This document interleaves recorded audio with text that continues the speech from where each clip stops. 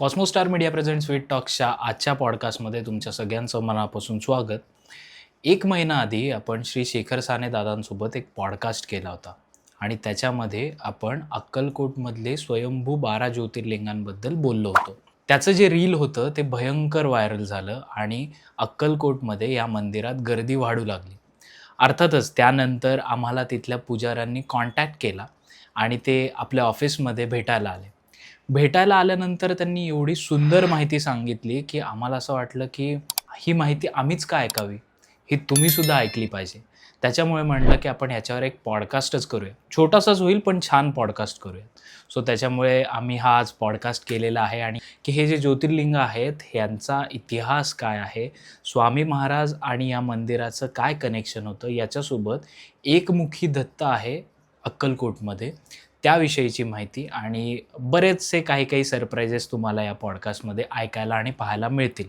So त्याच्यामुळे हा podcast शेवटपर्यंत बघा. ही जी मंडळी आहेत ही पहिल्यांदाच कॅमेरा फेस करत आहेत, त्यामुळे जर काही पुढे-मागे झालं तर थोडं सांभाळून घ्या. आणि अर्थातच जसं आपण म्हणतो, की चॅनलला लाईक करा, शेअर करा, सबस्क्राईब करा आणि हा पॉडकास्ट बघत असताना जर तुम्हाला बाजूला हाईपचं बटन दिसत असेल, तर हाईपच्या बटनवर पण प्रेस करा. सो जास्त तुमचा वेळ घेत नाही. आजचा आपला पॉडकास्ट सुरू करूयात. 3, 2, 1 ॲक्शन.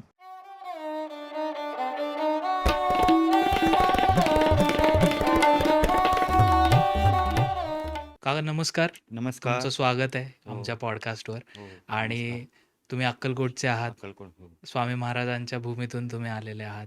तर थोडीशी तुमची ओळख करून द्या आम्हाला.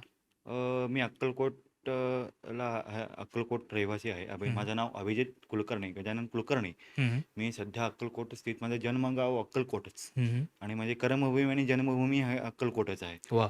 आणि अगदी माझं बालपण आणि जन्मगाव माझं अक्कलकोट असल्या कारणानं हं, हं, माझा जो सगळे बालपण जो आहे हं. बालपणाचा सध्याचा ते स्वामींच्या परिसरातच झालं आहे, स्वामीमय वाह! परिसरातच झालं आहे. हं, हं. त्यामुळे आता मी सध्या अक्कलकोट स्थित पौरोहित्य करतो बरं. आणि मला हिस्टॉरिकल किंवा असे काही गूढ हं, अभ्यास आणि जाणून घेण्याचा आणि इतरांना सांगण्याचा हं, हं. मला फार आवड आहे. आवड आहे. बरं. हो. आणि परत हं. त्यात तुम्ही आम्हाला बोलवलात त्यामुळे तुमचाही नाही. आभारी आहे मी. मनस्वी आभार. तर काका आम्हाला थोडी अक्कलकोटविषयी माहिती सांगा. तुम्हाला काय त्याबद्दल माहिती आहे? आता माझ्या अनुभवातून किंवा मला माझ्या अभ्यासातून हं, हं. अ, मला जी मी माहिती कलेक्ट केली हं, हं. त्यातून मला तुम्हाला सांगायचं आहे, की अक्कलकोट आता आपण नाव जे ऐकतोय, हं, हं. आता सोलापूर जिल्ह्यातलं अक्कलकोट, स्वामी समर्थांचं अक्कलकोट. अक्कलकोट हे गावाचं नाव, जे शहराचं नाव अक्कलकोट नव्हतं पूर्वी. बरं, पूर्वी त्याचं नाव होतं प्रज्ञापूर. बरं. प्रज्ञापूर ह्याच्या अक्कलकोटची आख्यायिका किंवा नाव जे आहे, आपल्याला पुराणातून, महाभारतातून किंवा रामायण कालापासूनही त्याचे उल्लेख आहे हां. अक्कलकोटचे. पण काही सांकेतिक भाषेत अक्कलकोटचा उल्लेख आहे. बरं.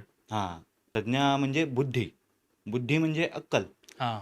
आणि थोडं अक्कलकोट हे साऊथ इंडियनच्या हां, साऊथ हां. इंडियन भाग पडतो म्हणून कन्नड भाषेमध्ये हं, हं. किंवा कानडी भाषेत हे कोटे हं. जिथं किल्ले आहेत हं, हं. किंवा राजवाडे आहेत तिथे कोटे म्हणून कोटे, राजकोटे म्हणलं म्हणून जातं. असं ते उल्लेख आहे. बरं, कोटे म्हणजे कोट. बरं. त्याच्यात मग अक्कलकोटे. अच्छा. मग ते कोटेचा अपभ्रंश होऊन होऊन हं, हं. अक्कलकोट हे नाव प्रचलित झालं. प्रचलित झालं. तसं जर बघायला गेलात आपण जर अक्कलकोटची आख्यायिका मी आता मगाशी उल्लेख केल्याप्रमाणे पुराण काळापासून आहे.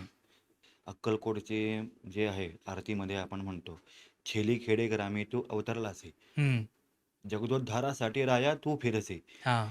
म्हणून छेली हे नाव जे गाव आहे, हं, हं. नावाचं गाव जे पंजाब प्रांतात स्थित आहे तिथे हो. छेलीकडे. ते स्वामी समर्थ तिथे बालरूपात त्यांनी जन्म झाला होता त्यांचा. हं. जो काळ होता महाभारतातला काळ होता. बरं, महाभारतामध्ये मग महाभारतात युद्ध चालू असताना मग तिथे भूरिभद्रा नावाचे राक्षसीण होते. बरं. भूरिभद्रा नावाची राक्षसीण ती एक राजकन्या होती किंवा ती देवीच होती. हं, हं. तिला काही तिच्या पूर्वजन्मामध्ये काहीतरी तिच्या हातून पाप झालं होतं. बर म्हणून तिचं नाव भुरीभद्रा हे नाव, तिचं राक्षसीचं रूप त्यानं ते दुसऱ्या जन्मात तिला दिलं गेलं. बर दिलं गेल्यानंतर मग त्यावेळेस तिचं एकदा स्वामी महाराज बालरूपात असताना तिथे दर्शन घडलं, हम्म, की त्याला उपदेश दिले स्वामी समर्थांनी, की हे तू मागच्या जन्मी तू एक कन्या होती किंवा राजकन्या होती, देवी होती. तुझा काहीतरी गेल्या जन्मी तुझा काहीतरी पाप झालेला आहे तुझ्या हम्म, हातून. त्यानंतर मग तुला मी पुढच्या जन्म ज्यावेळेस कलियुगामध्ये मी पुन्हा अवतार घेईन. बर दत्तावतारेचे ब्रह्मा, विष्णू, महेश हम्म, आणि चौथा अवतार माझा असणार आहे. हम्म, तो मानव रूपात हम्म, मानवरूपी दिससे आम्हासे म्हणून आरतीमध्ये उल्लेख आहे. बर दिससे काय असं अक्कलकोटी केला यतिवेशी वास. वा पूर्ण ब्रह्म तोची अवतरला कास. अज्ञानाही जीवास विपरीत हा भास. बर म्हणून स्वामी समर्थांच्या आपण नामावली घेतो हम्म, 108. 108 म्हणजे श्री स्वामी समर्थाय नमः, दिगंबराय नमः. बर त्याच्यामध्ये अकारण कारुण्यमूर्तये नमः म्हणून तेही नावाचा उल्लेख आहे. बर अकारण कारुण्यमूर्तये नमः म्हणजे काय, की एखाद्या भक्तावर पुढं काहीतरी संकट येणार आहे, हम्म, आपल्याच काही भक्तांवर काही संकट येणार आहे पुढं, त्याच्याकडून त्याचं नुकसान होऊ नये हा किंवा त्याला आता आपण म्हणतो ना, मला जखम होणार होती, ती ठेच लागून निघून गेली. हो त्याचं त्याला असं स्वामींचं भक्तांना त्यांना पाठवायचे, की बोलावा पाठवायचे, हम्म, की ह्या भक्तांनी ते आमंत्रित करायचे, तू इकडे ये म्हणून. बर की अकारण कारुण्यमूर्ते ये नमः, की भक्तांच्याही काही भविष्यामध्ये त्याला काही नुकसान होणार आहे, हे स्वामींना कळत होतं. अच्छा हां, ते तसं तर स्वामी समर्थ जे चराचरामध्ये व्यापक आहेत. हम्म, तुम्ही बसलात, तुमच्याही मध्ये हे आता तुमच्या स्वरूपात माझी जी मुलाखत आहे, हम्म, इथे प्रत्यक्षात हे स्वामीच घेत आहेत. अरे असं जरी आपण म्हणलं तरी हे हम्म, चराचरामध्ये हे स्वामीच आहेत. वा मग त्याच्यामुळे अकारण कारुण्यमूर्ती ये नमः. मग ते भक्तांना त्या बोलावित असत. हम्म, म्हणजे सेवेसाठी त्यांना सेवा करायला सांगत असेल. बर ते भक्तांना नंतर कळायचं, की काही काही वर्षानंतर, हा काही दिवस गेल्यानंतर, अरे स्वामी समर्थांनी हे मला कशाला बोलवलं? हा स्वामी समर्थांनी काय मला कशाला बोलवलं? मग हम्म, बोलवलं कारण का, की त्याला आता ज्याचं नुकसान होणार होतं, एक ₹100 त्याचे नुकसान होणार किंवा काहीतरी 10 पटीने त्याचं नुकसान होणार होतं. ते हम्म, 2-3% त्याचं नुकसान झालं. अच्छा की त्याचे 8% वाचले किंवा हम्म, ₹8 वाचले असं आपण आपण गृहीत धरू. बर 100 पैकी 80% वाचले त्याचे. हम्म, 20% नुकसान झालं किंवा झालं नुकसान म्हणजे काय? हम्म, ते नुकसान नाही आहे. हम्म, ते नुकसानाचं जे आहे, जे तीव्रता त्याचे एफ-डी हम्म, एफ-डी ते म्हणलं हम्म, 2% त्याचं एफ-डी आहे. कारण त्रास झालेला आहे त्या हम्म, भक्तांनाही. ते त्रास होऊ नये म्हणून त्यांना बोलवून त्यांनी हे करायचं आहे. अच्छा सेवेत त्यांना समर्पण करायचे आहे. हा हा आणि नंतर त्यांना सांगायचं, की नंतर कळायचं. त्याने ते दृष्टांत द्यायचे नंतर. बर की सांगायचं की तुला हे आघात होणार होता, हे तुझं नुकसान होणार होतं. हम्म, मग ते तुला मी इथे बोलवलं. बोलवलं त्या अशा काही स्वरूपात लीला आहेत तुम्ही सांगू शकाल अशा लीला भरपूर आहेत. हम्म, तसं आता सांगेनच मी तुम्हाला. हम्म, गेल्या वर्षीच मला कावीळ होऊन गेली. हम्म, कावीळ एवढी वाढली की मी दवाखान्यात ॲडमिट झालो होतो. हम्म, ॲडमिट श्रावण महिन्यामध्ये बर झालो की झालो होतो मी. म्हणजे सगळी म्हणजे सेवाच म्हणजे खंडित झाली. म्हणजे हम्म, त्यावेळेस माझं जवळ-जवळ 65 किलो वजन असलेला मी 25 किलो वजनाचा झालो. बाप रे मला बर मला म्हणजे एवढं जाणवत आहे, की हम्म, माझा भाऊ आणि माझी आई आणि माझा एक म्हणजे शेजारचा, हम्म, त्याने मला असं उचलून रिक्षामध्ये बसवलं. अच्छा दवाखान्यात घेऊन गेला. हम्म, घेऊन गेल्यानंतर ते आता म्हणले 2-3 दिवस मला ज्या दिवशी मी ॲडमिट झालो हम्म, सोलापूर ला प्रायव्हेट दवाखान्यामध्ये, तर त्यांनी जवळ-जवळ 42 इंजेक्शन त्यांनी मला तिथे टोचले. दिले एवढं ते कारणही तसंच होतं. कारण हम्म, का मला अंगात ताप दिसायचा, जाणवायचा, पण हम्म, मी दुर्लक्ष करायचो. काहीतरी पेन किलरची गोळी खायचो हा हा आणि तेवढ्यापुरतं तेवढं बरं वाटायचं. बर नंतर आणि परत जैसे थे नॉर्मल आणि परत 2 दिवसांनी आणि परत ताप वाढायचा. हम्म, म्हणजे माणसाला माहीत नव्हतं की मला हे कावीळ झाले म्हणून. हा असं आपण कसं ओळखणार स्वतःचाच हम्म, आजार. म्हटल्यावर मी रक्त, ब्लड वगैरे चेक केलं. चेक केल्यानंतर ते म्हणाले की एकदमच 485 बिलिरुबिन वाढलं माझं. हा हा मग तुम्हाला डॉक्टरांनी मग त्यांनी सजेशन दिला त्यांचं. त्यांच्या म्हणण्याप्रमाणे केलं मी. हम्म, गोळ्या औषध घेतले, इंजेक्शन लावले, 42 इंजेक्शन लावले. त्यानंतर 9:30 वाजता मला जे इंजेक्शन किंवा सलाईन द्यायला चालू केले होते त्यांनी लावायला, त्यांनी 10:30 पावणे 11 पर्यंत त्यांनी इंजेक्शन टोचत होते अरे मला. बापरे! हां, की हा अनुभव जर माझा मोठा भाऊ अमित हं, कुलकर्णी हं, माझ्यासोबत होता. बरं, त्याने मला बघितलं. इथून पोटापासूनचा खाली भाग हं, एकदम थंड बरं. आणि इथून जो भाग आहे, वरती. जो एकदम तव्यापेक्षाही गरम. हां, हां, नुसतं तुम्ही जरी हात जरी असं माझ्या डोळ्यासमोर किंवा तोंडासमोर जरी धरलात ना, तुम्हाला वाफा लागायच्या. बरं. तेवढी हीट वाढली होती हां, मला. हां. की म्हणले दुसऱ्या दिवशी याला आय-सी-यूमध्ये ॲडमिट करावं लागेल. म्हटल्यावर नाही म्हटलो मी. हं, म्हणजे तर डॉक्टरांच्या तिथं गेल्यावर त्यांनी त्यांचे प्रोसिजर पूर्ण करावे लागते. मग म्हटल्यावर माझा दृढ विश्वास होता स्वामींवर, हं. दत्तांवर आणि आपलं कुलदेवतेवर. म्हटल्यावर मी म्हणलो, "ह्याच्यातून तुम्हीच मला मार्ग हां. दाखवा." मग तिथून मग आमच्या घरातल्यांनी डिसिजन घेतला, हं. की आता मी म्हटलो त्यांना, "मी आय-सी-यूमध्ये जाणार नाही" म्हटलं. बरं. "मला काही झालेलं नाही आहे आणि तुम्हाला सांगतो मी, मी त्यातल्याही 25 किलो वजनाचा नंतर म्हणजे वजन कमी झालं म्हणजे जसं-जसं मी हं. पथ्यपाणी करू लागलो, त्यानंतर कमी होत गेलं ते वजनाचं. त्यावेळेस म्हणले, "तुम्ही हे आमच्या मेडिकल म्हणजे रूल्सच्या बाहेर आहे. हां. आम्ही तुम्हाला असं देऊ शकत नाही. हं, कारण हं. का पेशंट आमच्याकडे असताना तुम्ही कसं उद्या जर जीवाची काहीतरी बरं वाईट दुखापत झाली झालं. किंवा कमी जास्त झालं, तर हे आमच्यावर क्लेम येऊ शकतं. तर हं, तुम्हाला आम्ही देऊ शकत नाही हं, तसं." आम्ही मग तसं म्हणलं काही मी स्वतः त्यांना विश्वास दिला, की मला काहीही होणार नाही म्हणून त्यांना हं, सांगितलं. हं, काय मी तसंच काहीतरी मला जाणवलं आणि हं, परत मी तुमच्याकडे येईन, तुमचं सजेशन घेईन, तुमच्यापुढे परत ॲडमिट होईन. हं. त्यानंतर मी घरातच म्हणजे पथ्यपाणी वगैरे केलं आणि परत गोळ्या औषध चालू रुटीन तेच ठेवलं मी आणि मग त्यानंतर जसं-जसं दिवस उलटून गेले, जसं-जसं आजारपण कमी माझं घरामध्ये दत्ताचे, स्वामी समर्थांचं किंवा रुद्रावर्तन वगैरे मी मनातल्या मनातच चालू ठेवलं. आवर्तन करायचो. वाह! रुद्रावर्तन किंवा पुरुष सूक्त, स्त्री सूक्त, हं, गणपती सुरेश, हनुमान चालीसा वगैरे जे काही अगदी मुखोद्गत आहेत.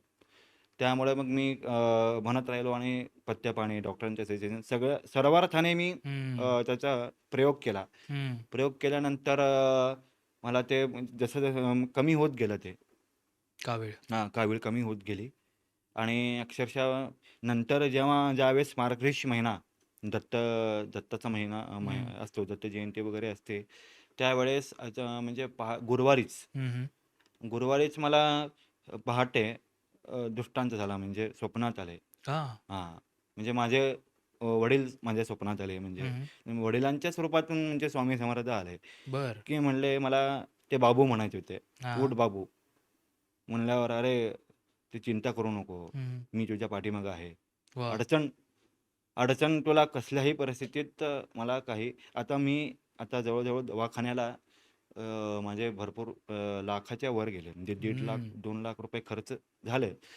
तरीही मला कधीही पैशाची कमतरता पडली नाही. वाह! स्वामींच्या कृपेनं आणि देवाच्या कृपेनं. देवाच्या कृपेने. जसे-जसे मी हा दवाखाना झाला, की दुसरी ट्रीटमेंट एकापेक्षा एक मी डॉक्टरांचे मी करत गेले. सजेशन घ्यायला लागलो. म्हणजे मी लवकरात लवकर मी कसा बरा होईन, हं, हं, हं. माझा कल ह्याकडे असायचा हं, आणि हं, हं. शक्यतो आपल्याला पैसे आपलं एक कॉमन मॅनचं एक हे असतं, की आपले पैसे जास्तीच खर्च नाही व्हायला नाही पाहिजे. व्हायला पाहिजे. सेव्ह हां, व्हायला पाहिजे. कम दाम में बडा ज्यादा. मुनाफा. त्याप्रमाणे हं, हं. मग मी तसंच करत गेलो. म्हणले ते गुरुवारी ते आले, की हं. म्हणले, "अरे," म्हणले, तुझ्या खात्यावर मी पैसे टाकलेले आहेत." माझ्या हं. वडिलांच्या म्हणजे वडीलच म्हणजे स्वप्नात आले आणि म्हणाले, की "तुझ्या खात्यात पैसे टाकलेत बघ," म्हणले. बरं. मग माझ्या आईचंच म्हणजे तुझ्या खात्यावर म्हणजे आईच पेन्शन आहेच आहे आईला हं. पेन्शन आहे नगरपालिकेत माझे वडील होते, की म्हणले, "तुझ्या आईच्या खात्यावर मी पैसे तुला सेंड केलेत," म्हणले. "बघ," म्हणले. "पैशाची चिंता करू नको तू." हं, हं, हं. म्हणजे माझे वडील माझ्या स्वप्नात आले. हे काय स्वामींनीच त्यांना पाठवलं. वडीलधारे म्हणजे जे करता धरते तेच आहे स्वामी. बरोबर. आले स्वप्नात माझ्या वडिलांच्या रूपात. म्हणले, हं, हं. की "ह्याच्यापुढे तू चिंता करू नको." हं, हं. त्यानंतर मी पुन्हा एकदा डॉक्टरांना रिचेकअपसाठी बोलावलं होतं 8-15 दिवसाला चेकअप करण्यासाठी. मग गेलो, की म्हणाले बऱ्यापैकी 25% कमी 100 जवळ-जवळ 80% मला जर कावीळ असेल तर हं. 25% कमी झालं अरे वाह! आणि जसं मग रुटीन केलं 15 हं, हं. दिवसांनी आणि परत गेलो. ते म्हणाले, की ह्याच्या पुढे तुम्ही नाही आलात तरीही चालेल म्हणून सांगितलेलं वाह! आहे. वाह! हा जिवंत उदाहरण आहे. वाह! हां, असं हे तुम्ही त्यातून प्रत्यक्षात बाहेर हे बघितलेलं आहे. माझा जरी हं, तुम्ही हं. फोटो जरी बघितलात, मला तुम्ही त्यावेळेस जरी भेटला हं, असतात, हं, हं. तुम्ही बघितला असतात, हं.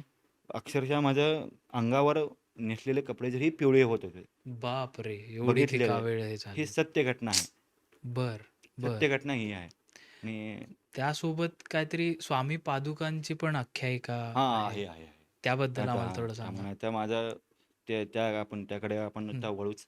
आता म्हणल्याप्रमाणे स्वामी समर्थांचा जो वास आहे हं, 21 वर्षे. आता पहिल्यापासून तुम्हाला सांगतो हं, भूरीभद्रा राक्षसीपासून, की भूरीभद्रा राक्षसीला ना त्यांनी सांगितलं होतं, की वरदान दिले होते, की कलियुगामध्ये मी माझं ह्या-ह्या गावात म्हणजे प्रज्ञापूर हे गाव हं. होतं. प्रज्ञापूर असलं हे गाव असेल, तिथं मी येऊन तुझा मी दुःख निवारण करेन किंवा तुझं बरं. मी पापक्षालन करेन म्हणून त्यांनी सांगितलं होतं. हं, हं. 5,000 वर्षांपूर्वीची आहे घटना ती. मग त्यानंतर जसं आता काळ परत गेला. त्या कालखंडात जे गोष्टी घडल्या त्या वेळेस जी संत विभूती त्या अक्कलकोटमध्ये आली, हं, हं. त्या त्यांच्या क्षेत्रातले ते माहिती ते प्रचलित झाली. हं. आता आपल्या अक्कलकोटची जर आख्यायिका जर म्हणालात, जर विचारायला गेलात, तर तीर्थांक म्हणून एक पुस्तक आहे. बरं. गोरखपूर प्रकाशन. हं, हं. गोरखपूरचे प्रकाशन हो, सगळे फेमस आहे. आहेत. तर ते तीर्थांकामध्ये संबंध जगातले काही तीर्थक्षेत्र आहेत. हं. तीर्थक्षेत्राचेही उल्लेख त्या तीर्थांकामध्ये आहे. बरं, हां. आणि तीर्थांकामध्येही स्वामी समर्थांच्या प्रज्ञापुरी म्हणून गाव आहे. बरं. उल्लेख आहे. उल्लेख आहे. पण असं नाही आहे, हं, की हं. असं डायरेक्ट असं प्रज्ञापुरी, अक्कलकोट असं नाही आहे. हं, हं. पण सांकेतिक भाषेमध्ये त्याचा उल्लेख आहे. बरं. हां. हं, आणि अक्कलकोटचा जर परिसर जर तुम्ही पाहिलात, तर अक्कलकोटच्या सांगायचं विसरून गेलो तुम्हाला हं, मी, की अक्कलकोटचे स्वामी तेव्हा भूरीभद्रा राक्षसीला जेव्हा त्यांनी वरदान दिले, की ह्या कालखंडात हं. तुला मी दृष्टांत देईन. त्यामुळे अक्कलकोटच्या नजीकच बोरी नदी वाहते. बरं. त्या बोरी नदीच्या काठावर हं. ते भुरीकवठे म्हणून गाव आहे तिथं. बरं. भुरीकवठे किंवा तिथे लागूनच आहे. त्याच्यावर दत्तपादुका आहेत. हं. हं. तिथे दत्तपादुका आहेत. तिथे बरं. आता ते फारसं जास्त कोणाला आहे, माहिती हं. आहे किंवा प्रचलित नाही आहे ते. हं, हं, हं. पण त्या ह्याच्यानं मग ते ज्यावेळेस नरसिंह सरस्वती कर्दळी वनामध्ये गुप्त झाले. हो, त्यांनी 300 450 वर्ष त्यांनी तपस्या केली. बरोबर. त्यानंतर त्यांनी त्यांचा अवतार झाला स्वामीरूपी. त्यांना त्यावेळेस आज्ञा झाली, की तुम्ही ज्यावेळेस त्यांना ते वरदान तुम्ही सांगितला होतात, त्या भूरीभद्रा हं. राक्षसणीला, मग त्यावेळेस मग तुमच्या त्या गावात जाण्याची, ते जागा पवित्र करण्याची किंवा त्या स्थानामध्ये तुमचं नाव उज्ज्वल करण्यासाठी किंवा तिथल्या लोकांशी हं. उद्धार करायची तुमची वेळ झालेली आहे. बरं, तुम्ही आता निघा म्हणून. बरं. ते काहीतरी आता घटना घडते. ते उद्धव नावाचा हं. लाकूड तोडायला जातो. त्यावेळेस मग आणि स्वामींची तिथे प्रकट हो, होतात. वारुळातून. वारुळातून प्रकटले स्वामी समर्थ. हं. मग ते अ, येतात, भारत भ्रमण करतात. भारत भ्रमण करत, करत, करत, करत अक्कलकोटला आलात, खंडोबा मंदिराला आले किंवा समाधी मठात चोळप्पा महाराजांच्या तिथे हं. त्यांनी 21 वर्ष वास्तव्य केले. हं. तर तिथून त्यांनी आणि स्वामी समर्थांचं असं आहे, की हे तुम्हालाही दिसायचे, हं. मलाही दिसायचे आणि एकाच वेळेस सगळ्यांना दिसायचे. हां. हां, म्हणजे अरे आत्ताच इथे होते. तिथे आम्हाला पण एकाच टायमेला ते एकाच वेळेस प्रत्येकांना दर्शन द्यायचंय. हं. हां. अरे मला तसं आत्ता त्या दिवशीच मला भेटले. असं म्हणजे त्यावेळेस ती घडायचं. घटना जी हं, आहे हं, हं. त्यांची आध्यात्मिक म्हणजे हं. त्यांचे जे शक्ती जे आहे, त्यांच्या शक्तीचं वर्णन हं. तुम्ही शब्दात व्यक्त करणं हं. हे शक्य नाही आहे. शक्यच नाही. म्हणून तर त्यांचं हं. नाव अशक्य ही शक्य करतील स्वामी. वाह! हां, असं आपण असं म्हणतो. आहे. बरं. आणि हं. त्यानंतर स्वामी समर्थांचा वास सगळ्या अक्कलकोट शहरामध्येच आहे किंवा तालुक्यामध्ये सगळ्यांकडे हं. खेडेपाड्यामध्ये आहे. आणि अक्कलकोट नगरीमध्ये अजून एक जर म्हणाल दत्त मंदिर, एकमुखी दत्त मंदिर. हं, हं. एकमुखी दत्त मंदिर ही तसं प्राचीनच आहे. बरं. स्वामी समर्थांच्या काळापासूनच आहे. हं, हं, हं. आणि तिथे मी दररोज पूजा वगैरे करतो. हं, हं. आणि माझ्या बाबतीत जर तुम्ही बघायला गेलात, की मी जिथे-जिथं जाईन, हं, हं. म्हणजे जिथे-जिथं जाईन, तिथं दत्त मंदिर असतंच पाठीमागं. अच्छा. हां. हं, मी म्हणजे फारसं माझं म्हणजे ट्रॅव्हल माझं झालं नाही आजपर्यंत. हं, पुण्याला मी कधी आलो नाही आहे, हं, हं, की फक्त 2-3 वेळाच आलेलो आहे पुण्यावरून हं. अक्कलकोटवरून पुण्याला, की तर जिथं मी पहिल्यांदा ज्यावेळेस 2013 साली पुण्यामध्ये आलो, की मला काहीच कल्पना नाही की पुणे म्हणजे कसं आहे. रेल्वेतून उतरलो. समोरच दत्त मंदिर. हो. हां. जिथं मी ज्यांच्याकडे जाणार होतो त्यांच्या कॉलनीत दत्त मंदिर. तुम्ही इथे आला होता तिथे पण इथंही दत्त दत्त मंदिर. आणि ज्यांनी रिक्षा आत्ता जस्ट योगेश सरांनी हं. आम्हाला भेटले, आम्हाला जे कलेक्ट केलं, तिथंही दत्त दत्त मंदिरच होतं. मंदिरच आहे. ते रिक्षावाले म्हणाले, की "हे हे बघा दत्त मंदिर, उतरा हं. तुम्ही." म्हणजे म्हणजे माझ्यावर दत्ताची कृपा, स्वामींची कृपा एवढी आहे, की मी मी म्हणजे शब्दात वर्णन करू वर्णन करू शकत शकतो. नाही. जिथं आहे पाऊल तिथे आहे. मी तिथे. आता काल गुरुवार, हं. मला हां, दत्ताची पूजा करूनच आलो मी. हां. म्हणजे बरोबर. आहे तसं महत्त्व आहे. कुठेतरी मी आहे, म्हणजे तुझ्या पाठीमागं मी हं. आहे.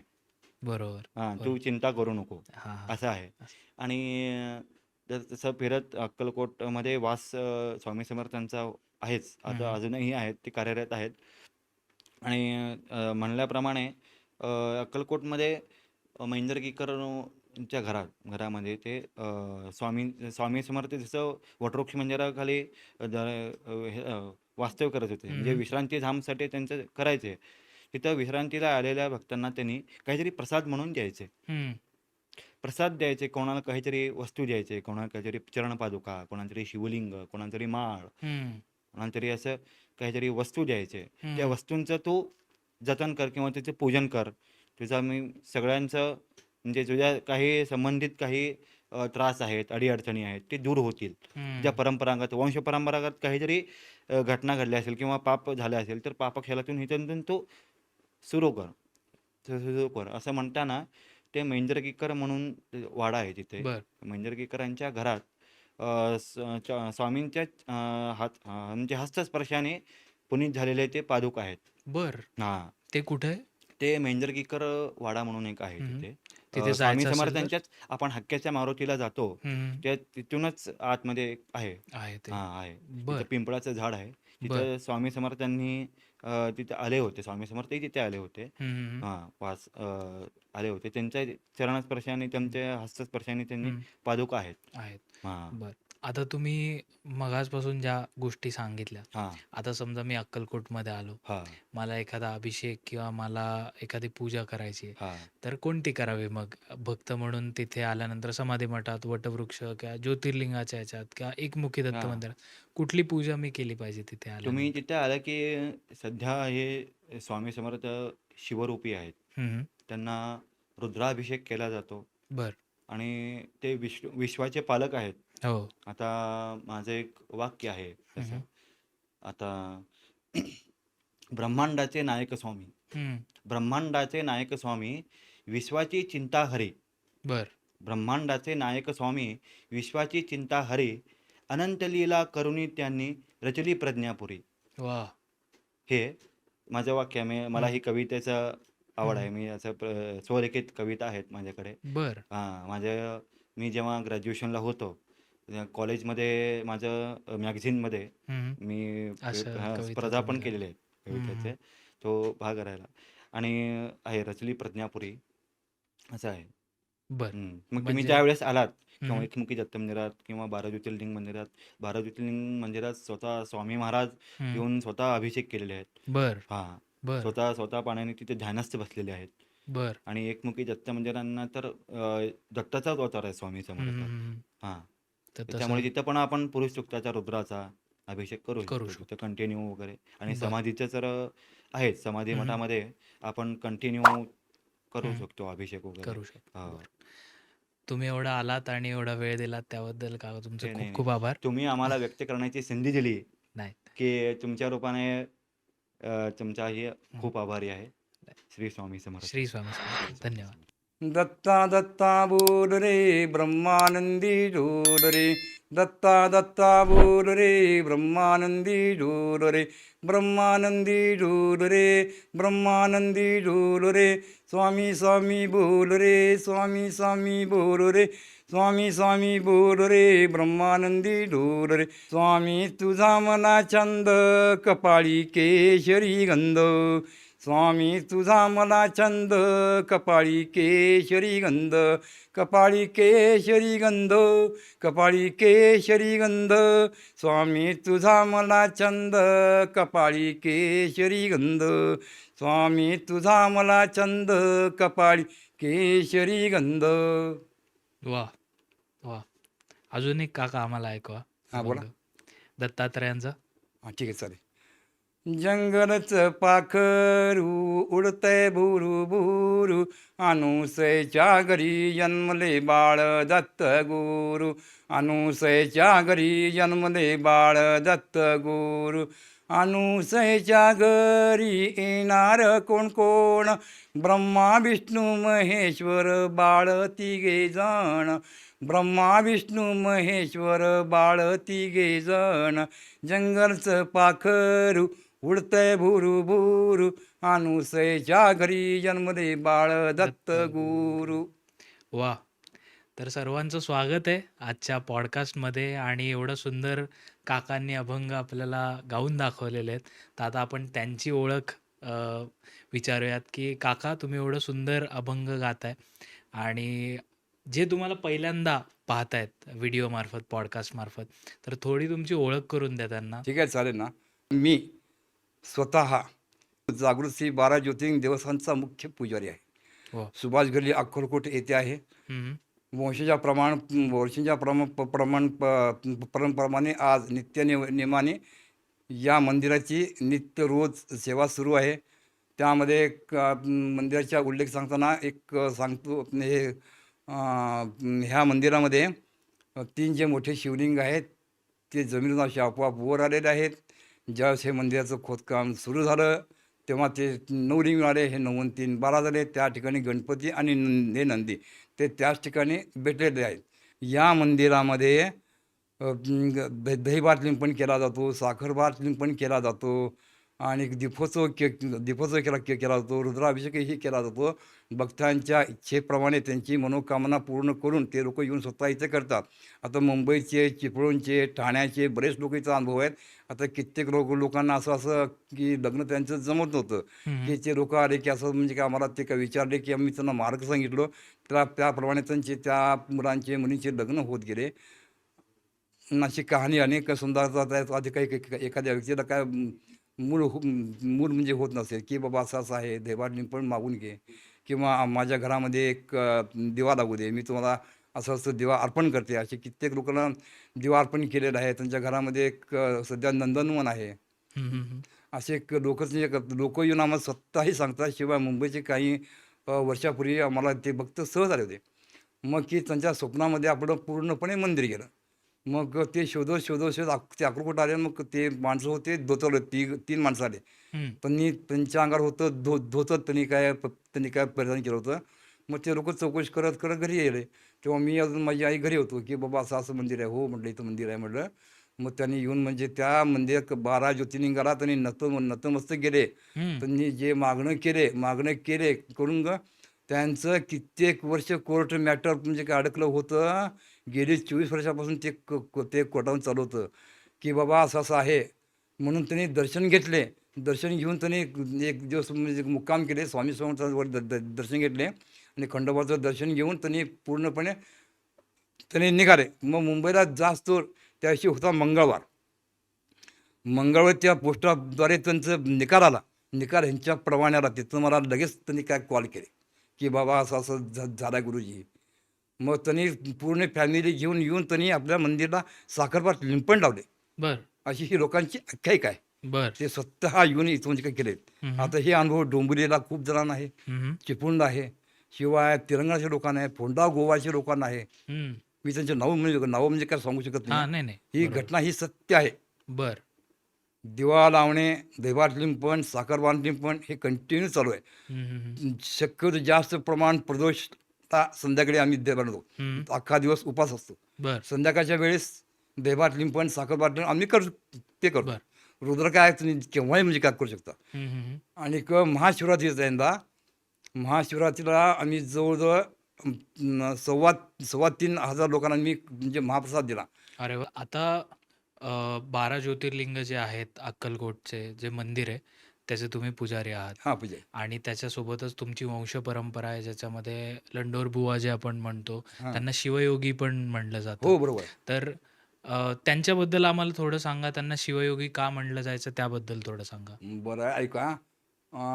गुरु लीलामृतमध्ये अध्याय क्रमांक 147 आणि एक अध्याय क्रमांक 137 to 147 या पेजवर ज्यावेळेस स्वामी समर्थांची स्वारी महातपस्वी लंडरी बुवांच्या समाधीवर ध्यानस्थ स्थित असं त्या गुरु लीलामृतमध्ये उल्लेख आहे. त्या लंडरी बुवांच्या समाधीवर स्वामी समर्थांनी बसून साधना करत होते हम्म, अशी आख्यायिका आहे. हम्म. आणि त्या कहाणीमध्ये कानफट्याची म्हणून ती बरी मोठी कहाणी आहे. कानफट्या बरा नव्हता, त्याच्याजवळ 10 हत्तीचं बळ होतं. बर. अशी मोठी फार म्हणजे ती कहाणी.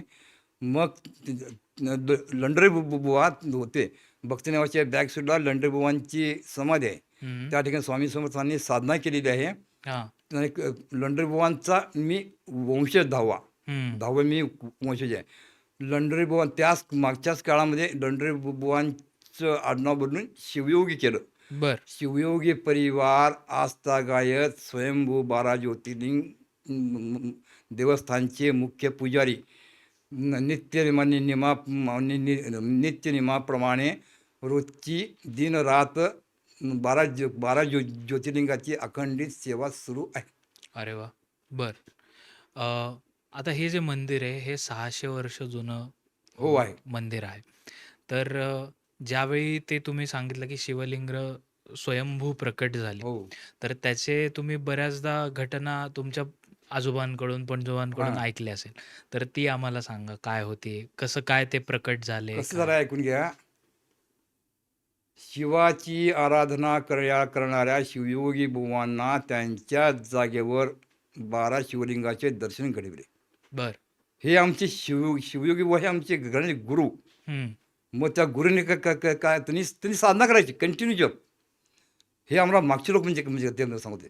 मग त्या लोकांनी सांगितले की असं असं आहे. मग त्यांनी जप करता करता काय झालं, अचानक धूर आला. हा. धुरा जसं जसं ते प्रकट तसं धुराचं प्रमाण वाढत गेला. आणि वाढला जेव्हा हे पूर्ण 3 मोठे शिवलिंग बाहेर पडले हम्म. तेव्हा कर्कश मोठा आवाज आला. हा.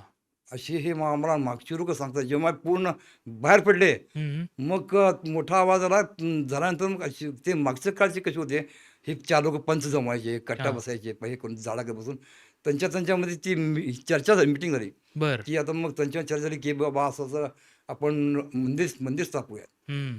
मग त्या ब्राह्मणांना बोलवून हम्म. मग ह्याची विधिवत पूजा अर्चा केली. मग ते मंदिराचं खोदकाम जेव्हा सुरू झालं तेव्हा ते 9 लिंग मिळाले. अच्छा, तिथेच. तिथेच त्या ठिकाणी पार्वती पण आहे. हम्म. पार्वती हे 9 लिंग हे सगळे वेगळे हम्म. आणि प्लस नंदी आणि गणपती त्या ठिकाणी हे त्यात निघालेलं आहे. बर. हे अशी त्याची आख्यायिका आहे. ही बर. घटना सत्य आहे. हम्म. आणि याची नोंद गुरु लीलामृतमध्ये आहे, स्वामींच्या बखरमध्ये आहे, हम्म. तहसीलदार ऑफिसमध्ये सुद्धा आपल्या नावाची नोंद. अरे वा. स्वयंभू 12 ज्योतिर्लिंग देवस्थान अक्कलकोट, सुभाष बर. गिरदे अक्कलकोट. बर. माझा फोन नंबर आहे सदाशिव भास्कर शिवयोगी 70 57 36 22 90 7057362290. बर. धन्यवाद. हम्म. म्हणजे ज्यांना ज्यांना आता काही अभिषेक करायचा असेल किंवा ज्यांना मंदिराला जायचं असेल त्यांनी काकांचा नंबर त्यांनी सांगितला आहे त्याच्यावर फोन करा. म्हणजे तुम्हाला डायरेक्ट तिथे जाऊन जर रुद्र करायचा असेल किंवा अभिषेक करायचा असेल तर ते करता येईल. आणि काका फक्त जाता जाता आम्हाला सांगा की जर मी अक्कलकोटला आलो तर एकतर म्हणजे आपल्या मंदिराचा पत्ता काय आहे आणि जर आम्हाला समाधीला पण यायचं असेल, समाधी पाहायची असेल बरं शिवयोगींची हां. तर ती सुद्धा कुठे? बरं आहे का. तुम्ही स्टँड उतरलात, हम्म. स्टँडवरनं तुम्हाला मल्लिकार्जुन मंदिर भेटेल, हम्म. मग समाधी भेटेल. बरोबर. समाधी मार्गाच्या खाली असंच म्हणजे का सरळ निघायचं, त्या ठिकाणी 12 ज्योतिर्लिंगाचं मंदिर आहे. बर. सुभाष गिरली म्हणून सांगायचं. सुभाष गुरु. हां, सुरुवात केली 12 ज्योतिर्लिंग मंदिरून ते सांगा त्या ठिकाणी आपलं मंदिर आहे. बर तुम्ही केव्हाही फोन करा तिथे मी माझा परिवार त्या ठिकाणी आहे. बर आणि या देवस्थानला शासनाची 1ही रुपया मदत नाही. जी का मला दक्षिणा आहे ते 6 महिने करून मी 6 महिने झाले की बाबा असं आता कधी कार्य निघालं. आता काही कुठे म्हणजे काय होतं कार्य. आता महाप्रसाद आहे, कोणाचे रुद्राभिषेक अचानक येतं. कोणी पैसे देतात, कोणी नाही देतं. आम्ही देतो ते करा. हा पैसा मी त्याला वापरतोय. वा शक्यतो श्रावण मासामध्ये महाप्रसादाला भजन आहे. बर कंटिन्यू म्हणजे का भजन आहे ते आता 3 महाशिवरात्रीला 3 दिवस पारायण, शिवरात्रीला पारायण, भंडारा आणि हा पैसा मी त्या ठिकाणी यूज करतो. बर कारण भजनाला कसं असतं काका, हे भजन करायला त्या महिलांना दूध द्यावं लागतं. हा त्यांच्यासोबत येणारे महिला पण त्यांनाही दूध द्यावं लागतं. मग ते झालं, दूध झालं, हे झालं आणि त्यांची बिदागी, हा ती पण ती द्यायला. पेटी वाजवण्याला, गाणं म्हणण्याला आपण बिदागी देणं भाग आहे. मी हे तत्व पाहतो. अच्छा श्रावण मासामध्ये 3 दिवस शिवरात्री पारायण, भंडारा आणि महाशिवरात्र बर हे मी सध्या इथं आजतागायत चालू, अखंडित चालू आहे. बर बर आणि काका एक शेवटचा प्रश्न विचारतो. तुम्ही तेव्हाचा अक्कलकोट पण बघितलंय, आत्ताचा पण अक्कलकोट तुम्ही पाहताय. काय फरक वाटतो तुम्हाला खूप तेव्हा? डिफरन्स आहे, खूप आहे, काय काय आम्हाला थोडं सांगा. खूप आहे. आता कसं आहे, आता ते आमदार जे काही निवडून आले ते मानंतर आता ते काय रस्त्याचं ते का काम सुरू आहे. पाण्याचं पण ते का काम चालू आहे. ड्रेनेज गाठले, रस्ताही भला मोठा व्हायला आहे. आणि पालखी परिक्रमा जी आहे ती सुद्धा मोठी व्हायलेली आहे. हो आणि अलीकडं शेखर साने साहेबांनी जे काय सांगितलेलं आहे त्यांचं जवळजवळ 30-35% प्रमाण जरा भक्तांचं 12 ज्योतिर्लिंगाकडे वाढलेलं आहे, अरे वा असं मी ठामपणे सांगू शकतो. बर बर आणि अर्थातच एक आम्ही श्रीमंत मालोजी राजे जे आहेत तिसरे, त्यांच्यासोबत पॉडकास्ट केला होता अक्कलकोटमध्ये. हां. आणि ते अक्कलकोटचे राजे आहेत. हो. सो त्यांच्याबद्दल काय सांगाल. राजे आल्यामुळं तर आता सुधारणा इतकी सुंदर होणार आहे, इतकी सुंदर होणार आहे, ते कल्पनेच्या बाहेरच आहे.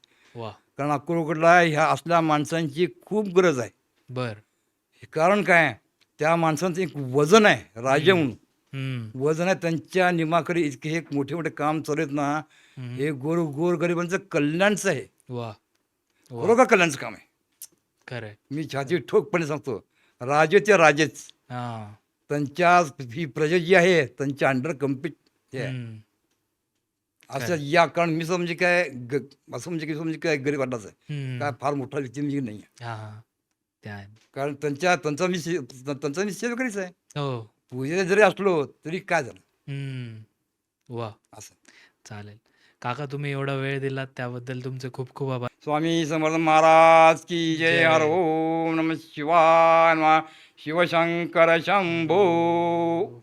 एक वेळ अक्कलकोटला येऊन 12 ज्योतिर्लिंगाचे दर्शन घ्यावे. नक्कीच नक्कीच. धन्यवाद काका. धन्यवाद साहेब, आपण मला सेवा करण्याची संधी दिली. काका तुमचं स्वागत आहे खूप खूप आमच्या पॉडकास्टवर. नमस्कार. आमच्या प्रेक्षकांना थोडी तुमची ओळख करून द्या. माझं नाव राजेंद्र कोचेटा. मी पुण्याला असतो. मी स्वतः खाकरे बनवतो. बर फूड्स प्रोडक्ट्स मी माझे. आणि खाकरे वगैरे सगळं हँडमेड आहे माझं. हा हां. तसा तुमचा एक हां, परिचय. व्यवसाय आहे माझा. बर गंगाधाम चौकामध्ये औदुंबर सोसायटीमध्ये माझा हा व्यवसाय आहे. बर हं. अरे सोसायटी पण औदुंबर नाव आहे हो, तुमच्या society. औदुंबर नाव. तुमचे काय अनुभव आहेत स्वामींच्या बाबतीतले ते मी आम्हाला. गेले 15 वर्ष अक्कलकोटला जातो. दर महिन्याच्या पौर्णिमेला अक्कलकोटला कंपल्सरी जातो. बर तिथे मी माझे मित्र 8 ते 10 जण आम्ही सगळे मिळून जातो. तिथे अन्नछत्रामध्ये आणि 12 ज्योतिर्लिंगमध्ये केळी वाटतो आम्ही. बर तर तिथे मला फार छान अनुभव आलेले. माझी एकदम 2004 साली वडील गेल्यानंतर जर मी घराच्या बाहेर पडलो तर एकदम वाईट परिस्थिती होती. एक टाईम जेवणाचे हाल होते माझे. बर पण आता मी जसं अक्कलकोटला जायला लागलो तशी माझी परिस्थिती सुधरत गेली. मला म्हणजे रेल्वेला जायला सुद्धा तिकिटाचे पैसे सुद्धा नसायचे. तयार होत नव्हते लवकर. माझी बायको आणि मी दोघं मिळून हे खाकऱ्याचा व्यवसाय चालवत होतो. जसे मला पैसे येत गेले, पण असं फिक्स नव्हतं तेव्हा की मी दर पौर्णिमेलाच अक्कलकोटला जाईल. पण महिन्यातनं एकदा असं मी जात होतो. बर. तिथं जाता जाता मला माझे मित्र म्हणजे स्वामी परिवार मला भेटत गेला. वा. 8 ते 10 जण असे, ते पण दर महिन्याला जात होते. तर ते म्हणले आम्ही दर पौर्णिमेला जातो, तर काका तुम्ही आमच्याबरोबर सोबत पौर्णिमेला या. वा. म्हणून मग ती पौर्णिमा माझी कंटिन्यू चालू Continue झाली. चालू झाली. बर. 2 वेळा अशी परिस्थिती होती की माझ्या हातून उलटं तिकीट काढलं गेलं. हा. पुणे टू सोलापूर जायचं होतं. हम्म. तर तर ते सोलापूर. सोलापूर ते पुणे निघालं. बर. तर जे टी-सी होते आतमध्ये, त्यांना तिकीट दाखवलं तर त्यांनी सांगितलं की तुझं चुकीचं झालंय तिकीट. हा हा हा. तर त्यांनी मग नंतर मग गाडी चालू झालेली होती. गाडी दौंडशिवाय थांबत नव्हती. हो. पॅसेंजर असती ती रात्री 11 वाजता. त्या हम्म. पॅसेंजरमध्ये मी जात होतो. बर. तर त्यांनी सांगितलं मला की तो आता तर काय उतरता येणार नाही. दौंड आल्यानंतर तुम्ही उतरा. बर. मग दौंड आल्यानंतर मी खाली आलो. त्यांना विचारलं की मी उतरतो आता. तर त्यांनी म्हणले मी तुला सांगितलं का उतर म्हणून. उतरायची जरूर नाही. 7 नंबरचं ते खाली आहे सीट. तिथं जाऊन झोपा, मग तुम्ही सोलापूरला जाऊन उतरू शकता. उतरू शकता. ते मी 2 वेळा तसं फ्रीमध्ये गेलो.